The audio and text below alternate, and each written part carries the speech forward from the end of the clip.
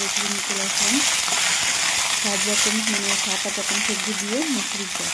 দেখো সবজিটা পাঁচফোড়ন দিয়ে ভালো করে ভেজে নিলাম, একটু লবণ দিয়ে দিলাম, লবণ দিয়ে আবার এবার হলুদ দিয়ে দেবো, একটু জিরের গুঁড়ো দিয়ে দিলাম, হলুদ গুঁড়ো দিয়ে দিয়েছি। এবার আবার একটু ভেজে নিচ্ছি। এর মধ্যে টমেটো কুচি দেওয়া আছে, পেঁয়াজ দেওয়া আছে, বাঁধাকপি, বরবটি, আলু, পেঁপে সব দিয়ে কষে নিলাম। এবার মুসুর ডালটা আগে থেকে সেদ্ধ করে রেখেছিলাম, এবার ডালটা দিয়ে দিলাম, দিয়ে আর একটু নাড়িয়ে করে নিলাম। এবার সামান্য একটু জল দিয়ে দেবো। জলটা তোমাদের দেখানো হয়নি, জলটা দিয়ে দিয়েছিলাম। এবার একটু ধনে পাতা কুচি দিয়ে দেবো। হয়ে গেছে প্রায় কমপ্লিট। এবার নামিয়ে দেবো। কত সুন্দর হয়েছে দেখো। তোমরা যাদের এরকম ডাল খেতে পছন্দ তারা এভাবে করে নেবে, খুব সুন্দর লাগে খেতে, সুস্বাদু, খেতেও দারুণ হয়েছে। তাহলে আজকে রেসিপি তোমাদের দেখিয়ে দিলাম, ভালো লাগলে অবশ্যই লাইক কমেন্ট করবে। দেখো কালারটা কত সুন্দর হয়েছে।